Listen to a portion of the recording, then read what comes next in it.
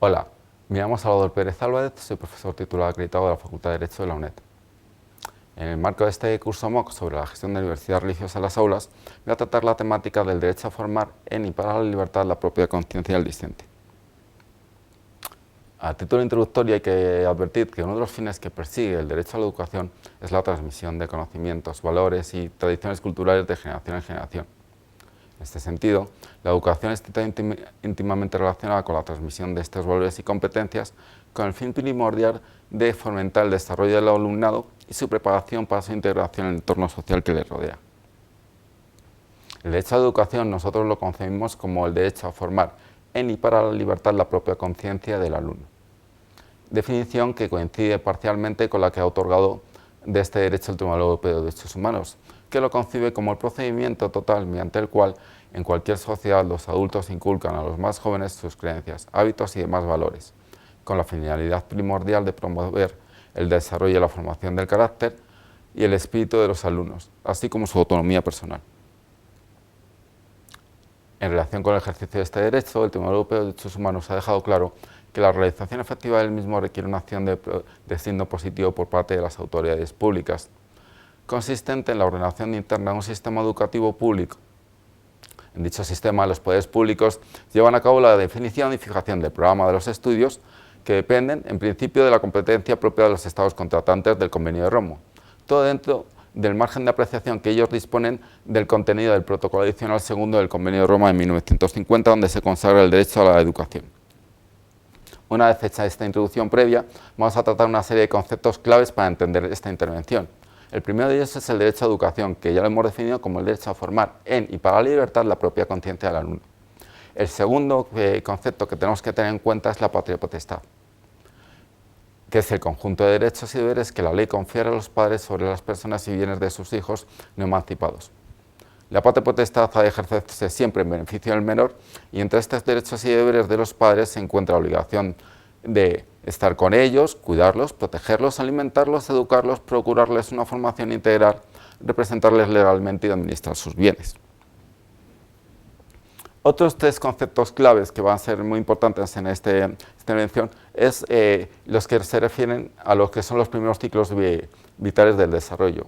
El ciclo vital de la infancia, ciclo vital que comprende hasta los 3 años de edad aproximadamente, donde el niño comienza a manifestar, aunque sea de forma básica, las capacidades intelectuales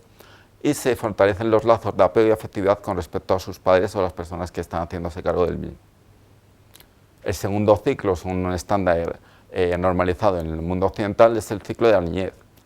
que comprende desde los 3 hasta los 12 años de edad aproximadamente, donde el menor empieza a agudizar sus capacidades cognitivas e intelectuales cada vez es más consciente del mundo que le rodea y comienza a pensar por sí mismo de manera lógica. Todas estas capacidades se van potenciando sobre todo a partir del ciclo de la adolescencia, donde el menor está sometido a profundos cambios biológicos, cognitivos y afectivos y adquiere poco a poco un mayor grado de autonomía personal con respecto al ejercicio de su libertad de conciencia, lo que le confiere, lo que se traduce por todo compartido es que cuanto más autonomía tiene el adolescente, más pone en tela de juicio los valores que le han inculcado sus padres durante la infancia y la niñez. Pues bien, una vez aclarados estos conceptos claves, vamos a centrarnos, siquiera brevemente, en cuáles son los problemas y respuestas jurídicas a los que plantea lo que es la formación en y para la libertad, la propia conciencia del menor, a través del ejercicio del derecho a educación. La configuración del derecho a educación, como lo hemos definido, produce como resultado la paradoja de que el disfrute del derecho a formar en y para la libertad de propia conciencia del menor se encuentra condicionado, al menos durante la niñez, la infancia y algunos de los primeros años de la adolescencia, por el tipo de formación moral o religiosa que sus representantes legales hayan elegido para él. El ejercicio efectivo del derecho a elegir la formación moral o religiosa de los hijos constituye una obligación inherente a la patria potestad en cuya virtud deben procurarles una formación completa e integral a sus hijos, y el derecho a la formación moral o religiosa se integra dentro de esa más genérica formación integral. Para el cumplimiento de este deber, los padres tienen que velar por hacer efectivo el derecho a la educación del menor, que en los niveles o etapas educativas de enseñanza elemental es obligatoria, pero también podrán transmitirle un determinado código ético-moral y unos concretos valores religiosos. Ahora bien,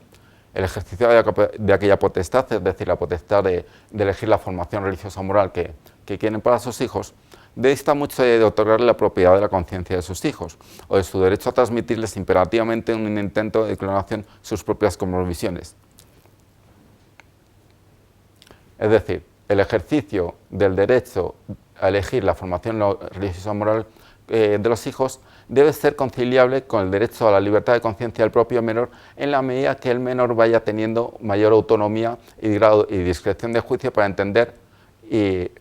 los actos que está llevando a cabo conforme a su propia conciencia. Esto es claro durante los que son los ciclos vitales de desarrollo que hemos enunciado con anterioridad. Así, por ejemplo, durante la infancia, que comprende desde el nacimiento hasta los 3 primeros años de edad, el menor empieza a manifestarse en forma básica las capacidades intelectuales del niño y se fortalecen los lazos de apego o afectividad con quienes le rodean. El menor aprende a expresar sentimientos y emociones básicas y desarrollar cierta independencia y adquirir autoconciencia de su propia existencia. Se sientan en suma los cimientos básicos, la arcilla de lo que es su propia personalidad, en base también a la respuesta emocional a imágenes, símbolos o iconos externos que van a condicionar su inclinación hacia un tipo de conciencia o convicciones u otras. De ahí que, dada la influencia que niños de estas edades puede tener un determinado símbolo o un símbolo religioso fuerte, como puede ser una cruz, lo que es un velo, un fulor islámico, los padres o representantes legales del menor deben actuar con especial cautela en relación con este tipo de valores que están transmitiendo los niños a su cargo, de modo que redunden en beneficio de una formación y desarrollo integral de su personalidad, evitando que ya estén precondicionando lo que son las convicciones del menor. Durante la niñez, el menor empieza a agudizar, como hemos visto, sus capacidades cognitivas e intelectuales. Cada vez es más consciente del mundo que le rodea y comienza a pensar por sí mismo de manera lógica. La familia sigue siendo el ámbito microsocial donde se producen las relaciones de afectividad más importantes, pero en el proceso psicológico interno de desarrollo de la personalidad empiezan a interactuar otros factores, como cuáles las relaciones que empiezan a mantener con los demás. Estos profundos cambios de la niñez en base a estas relaciones, el niño se convierte en una persona mucho más creativa que paulatinamente va adquiriendo mayor madurez y discreción de juicio para desarrollar de forma autónoma su personalidad en el entorno social que le rodea, en la búsqueda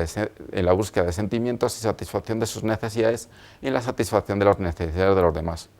Y todo ello es como consecuencia de un proceso que tiene lugar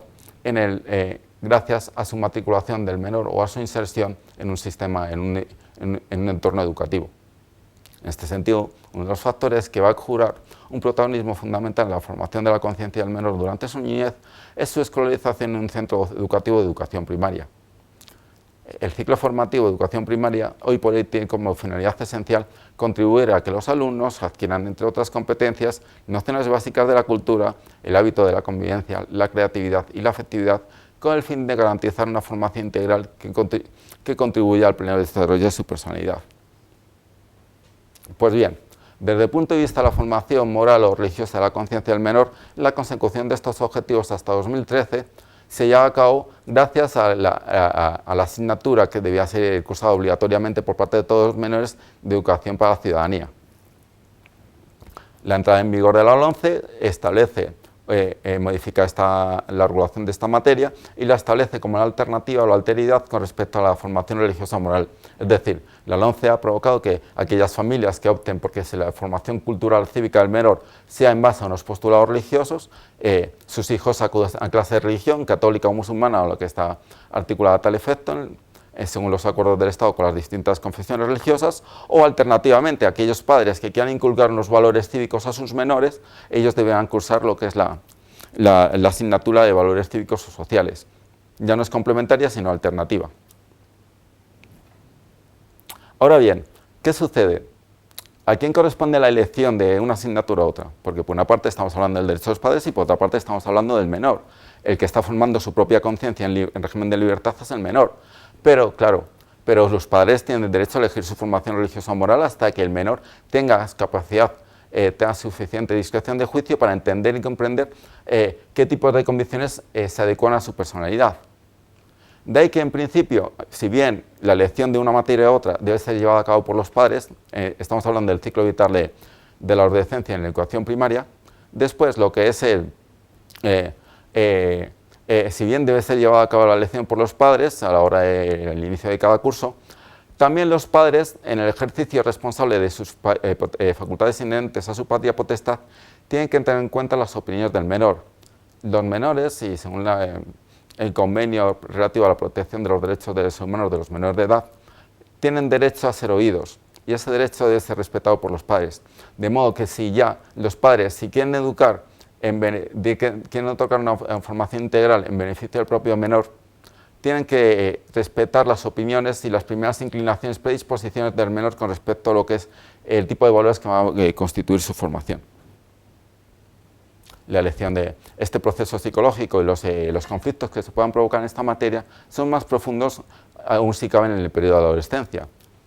En la adolescencia, el menor de edad se encuentra sometido a profundos cambios biológicos, cognitivos y afectivos y adquieren un mayor grado de autonomía personal, lo que se traduce por contrapartida en un debilitamiento de la capacidad de los padres para influir en sus opiniones y elementos vitales.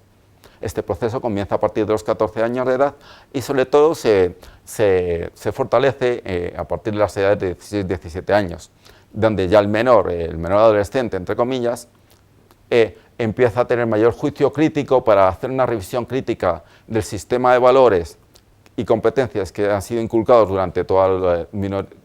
su minoría de edad por sus padres, con respecto a los valores y competencias, sistemas de valores y cosmovisiones que va adquiriendo de sus experiencias personales en base a sus relaciones con los demás, tanto en el entorno analógico como en el entorno digital. El legislador ha sido sensible a esta realidad social, a esta realidad biológica del adolescente. Estamos hablando de estándares generalizados, porque si bien en educación primaria la elección de la asignatura que va a constituir la formación básica en materia moral o religiosa de los alumnos le hacían los padres, debiendo respetar las opiniones de los menores de edad a su cargo, padres o representantes legales, perdón, en el ciclo de adolescencia y ya el legislador en el ciclo de educación secundaria, lo que es la elección entre un tipo u otro tipo de formación religiosa o moral es llevada a cabo por los padres o por los menores, es decir, a este respecto hay que tener en cuenta un criterio jurisprudencial. Si bien hasta los 16 años de edad no se considera que el menor debería elegir por sí mismo, ejercitar con plenitud su libertad de conciencia hasta que adquiera la mayoría legal de edad de los 18 años, es decir, de 16 a 18 prácticamente se equipara a un mayor de edad con respecto al ejercicio de sus derechos y libertades públicas, no es menos cierto que en los primeros años de la adolescencia, de los 12 a los 16 años, se podría presumir que en general el menor todavía es incapaz para llevar a cabo este tema de decisiones. Pues muy bien, a este respecto hay que tener en cuenta el criterio sentado por el Tribunal Constitucional en sentencia 154/2002, nos deja claro que un menor que tenga suficiente discreción de juicio para entender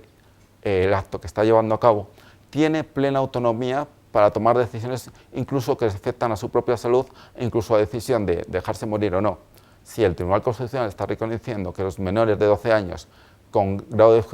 suficiente grado de discreción de juicio tienen autonomía, tienen voluntad y tienen libertad para tomar decisiones que afectan a su propia salud, no menos es su grado de autonomía y libertad con respecto a la toma de decisiones que van a afectar a lo que es la formación de su propia conciencia a través de un ejercicio responsable del derecho a la educación. De ahí que los conflictos que se plantean en la práctica deberían, sobre todo a partir de estas edades, deberían resolverse siempre y todo caso teniendo en cuenta y respetando la decisión del menor que empieza a primar sobre la decisión de los padres en esta materia. Porque en este caso también el Tribunal Constitucional ha dejado claro que en ningún caso el ejercicio del derecho a elegir la formación religiosa o moral de los padres con respecto a sus hijos implica una enajenación y en todo caso prevalece la libertad del menor siempre y cuando tenga suficiente grado de madurez y de discreción de juicio sobre los deseos o el derecho de los padres a elegir su formación religiosa o moral. Bueno, termino esta intervención con unos recursos bibliográficos disponibles, entre otros tantos que se han escrito en esta materia, que los tenéis aquí en la pantalla y agradezco mucho vuestra atención.